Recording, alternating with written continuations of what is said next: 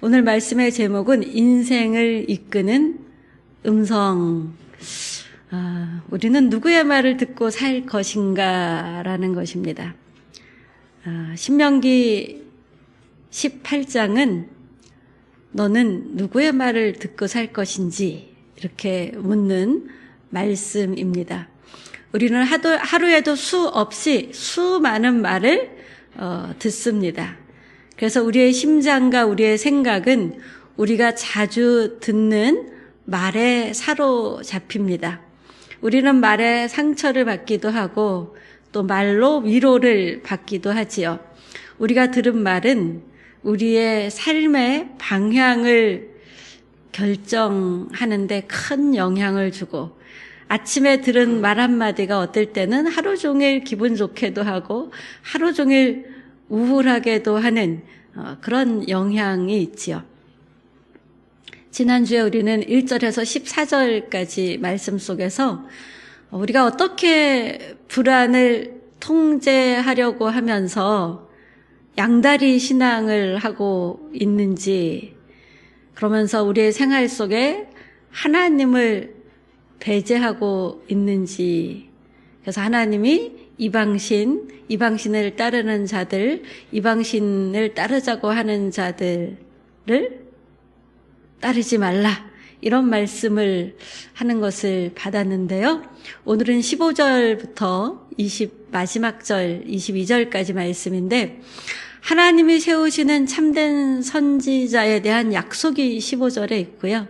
그 다음에 16, 17절에는 왜 선지자가 우리에게 필요했는지에 대한 말씀, 또 19절까지는 하나님의 말씀을 전하는 중보자적인 선지자, 그리고 20절에는 거짓 선지자의 심각함, 어떻게 거짓 선지자를 분별할 수 있는지에 대한 말씀인데요. 하나님께서는 우리가 얼마나 두려움이 많고 불안해야 하는지를 너무나 잘 아시고 선지자를 우리에게 세워주시는 배려를 한 것입니다. 선지자는 나비라는 단어인데요. 미래를 맞히는 사람이라고 많이들 착각을 합니다. 예, 그런 영역이 전혀 없는 건 아니지만 미래가 잘 될지 안 될지보다 하나님 앞으로 돌이키게 하는 사람이 선지자입니다.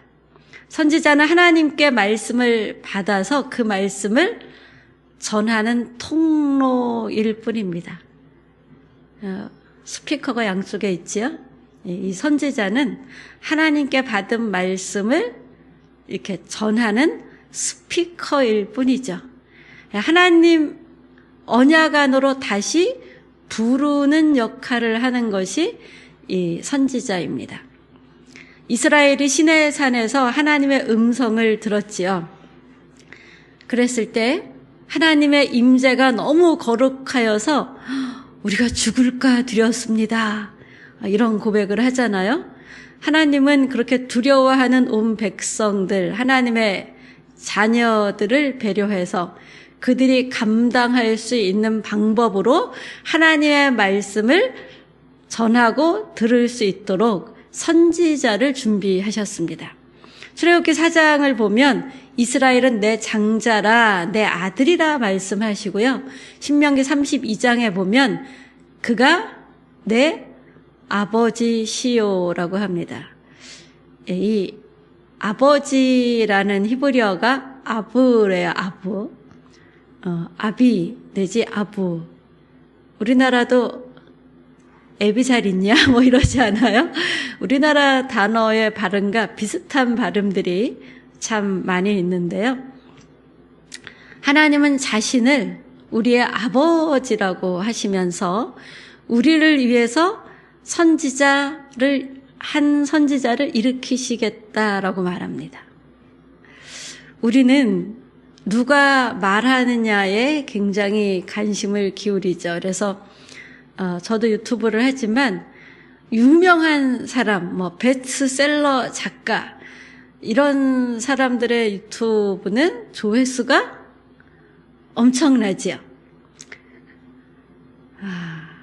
그런데 문제는 그 사람들의 입에 하나님께서 하나님의 말씀을 넣어 주었느냐입니다. 하나님이 선지자의 입에 말씀을 두겠다라는 의미가 이 신명기 18장에 있는데요. 그 선지자를 너희 중에서 세우겠다라고 합니다. 이 너희 중이라는 것은 이스라엘 백성, 이스라엘 공동체 중에서 주겠다. 그러니까 이방의 점술가를 찾아다니지 말아라라고 말씀하신 거죠.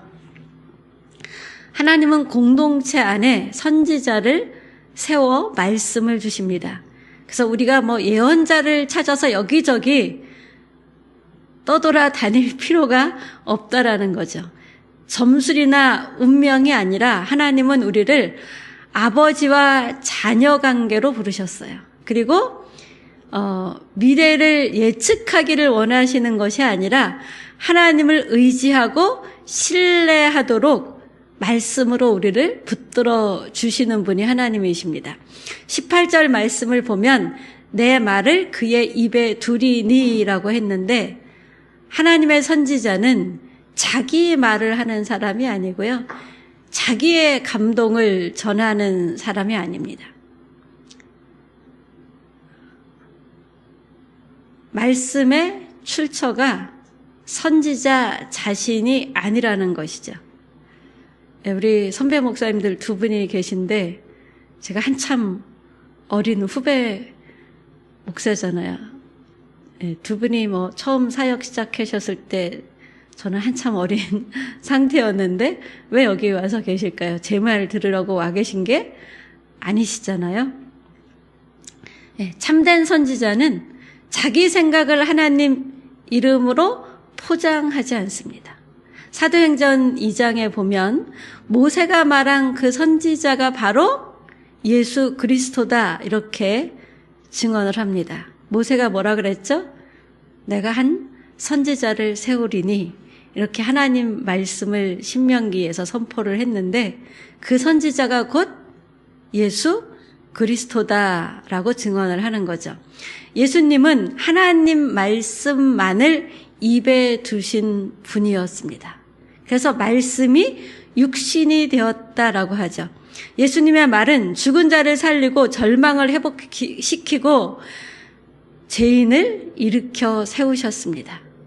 그런데 이 예수님도 겟세마네에서 두려우셨습니다.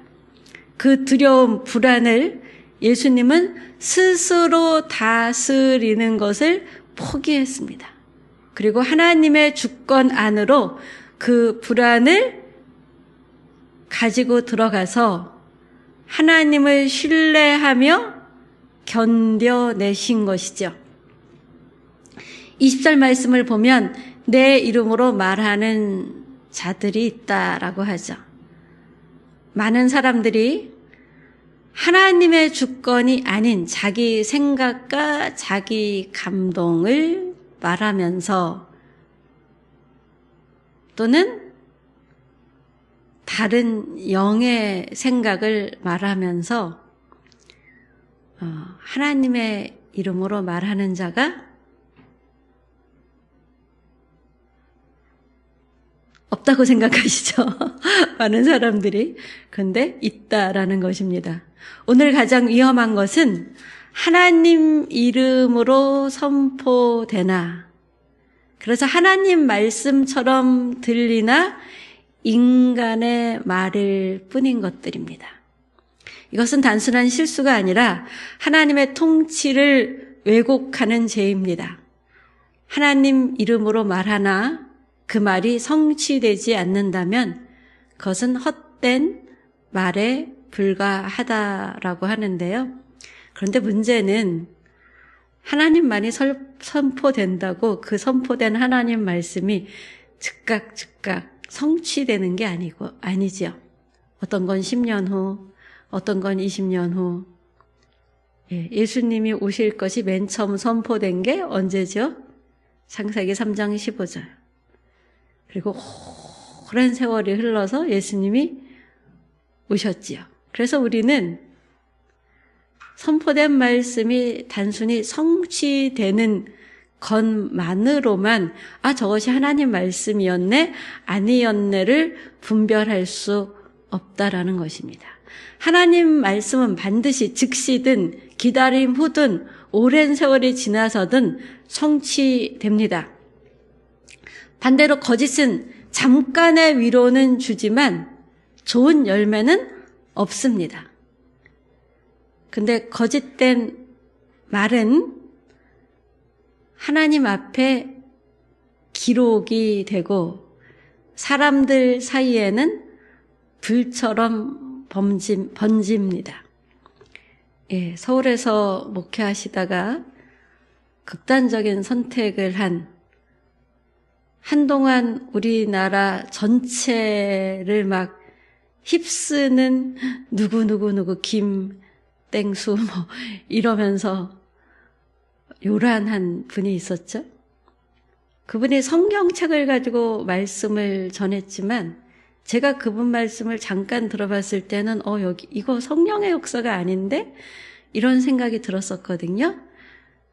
그런데 전국에 있는 또 막 선교사들 이런 분들까지도 그분의 그 메시지에 막 귀를 기울이고 그분 그러더라고요. 그래서 제가 우리 노회 분들하고 어디 해외를 갔을 때도 같이 갔던 막 권사님 이런 분들이 누구 막 이러면서 얘기를 하시는 거예요. 그래서 이 서울의 큰 교회 권사님들 나름 지적 능력도 있고 경제적으로도 꽤 힘 있고 이런 분들인데 도대체 저분들의 귀는 어떻게 돼 있어서 그 이상한 말을 전하는 백그라운드는 좋아요. 좋은 대학 나오셨고 해외에 나가서 있었고 기자 생활도 했고 미국에서도 목회를 하고 있고 한국에도 교회를 세웠고 이상하지 않습니까? 제가 여기 한국에서 목회하는데 미국에도 교회를 세워서 왔다 갔다 한다.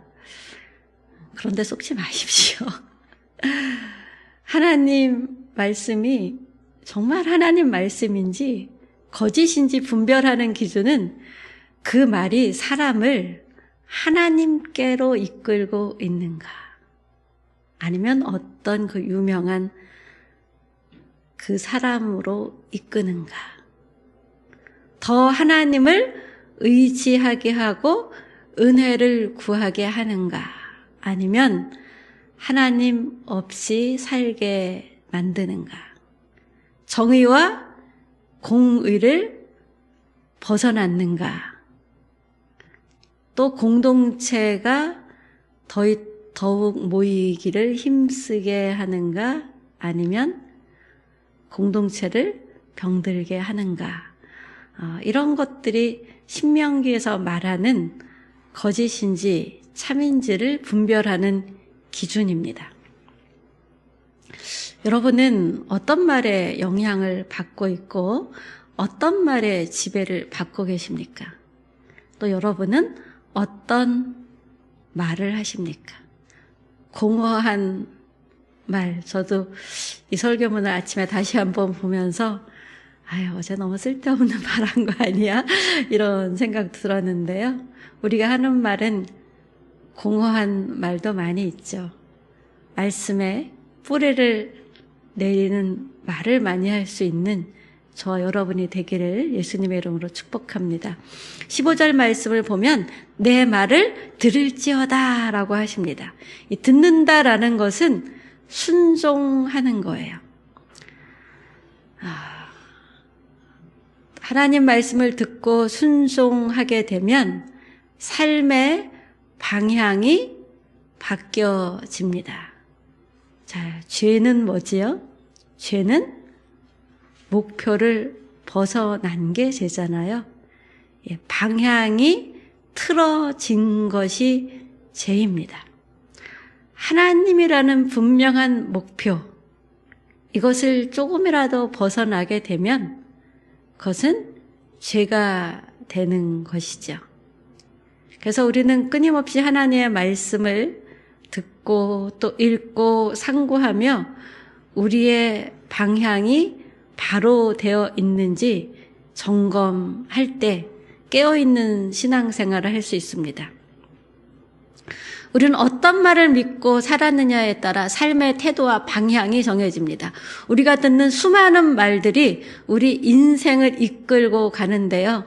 불안할 때 붙잡은 말, 두려울 때 믿은 말, 외로울 때 의지한 말이 사기꾼의 밥이 되기도 하고 정말 죽을 수밖에 없는 인생, 절망에 빠져서 허우적거릴 수밖에 없는 인생을 살리는 말이 되기도 하죠. 그래서 하나님은 너는 지금 누구의 말을 붙잡고 있느냐 물으시는 것입니다. 우리는 상황이 좋아서 말씀을 믿는 것이 아닙니다. 하나님을 믿기에 그 말씀에 붙들려 그 어려운 상황을 건뎌내며 건너가는 것이죠. 신앙은 불안이 사라진 뒤에 시작되는 것이 아니고 불안한 한가운데에서 하나님 앞에 달려가는 용기, 하나님 앞에 서는 용기입니다. 겟세마네에서 땀방울이 핏방울이 될 만큼 괴로웠던 예수님은 아버지 뜻대로 하옵소서라며 주님의 주권 가운데 모든 두려움과 불안을 풀어 놓으셨습니다. 하나님은 우리의 성과나 우리의 재정 상태로 우리를 평가하지 않습니다. 하나님은 이것 하나를 물으실 것입니다. 너는 지금 어디로 가고 있느냐? 나 여호와인가? 너의 성공인가? 또는 하나님 아닌 너의 어떤 목표인가? 하나님은 이렇게 말씀하시죠. 내가 너의 기업이다. 내가 너의 미래다. 내가 너의 길이다. 신앙은 불안을 없애는 기술이 아니라 불안을 안고 예수님의 피를 힘입어 하나님께 가는 담력입니다. 두려움을 하나님 앞에 내려놓는 용기, 그것이 신앙입니다. 말씀을 찾는 삶, 말씀을 따르는 은혜가 저와 여러분 안에, 이 한국교회 안에 넘치도록 있기를 예수님의 이름으로 축복합니다. 말씀을 붙잡은 사람은 길을 잃지 않습니다. 하나님을 기업으로 삼으면 불안 속에서도 자유를 누릴 수 있습니다. 불안할 때 내가 붙잡는 말이 진짜 내 인생의 주인 노릇을 한다는 걸 잊지 맙시다.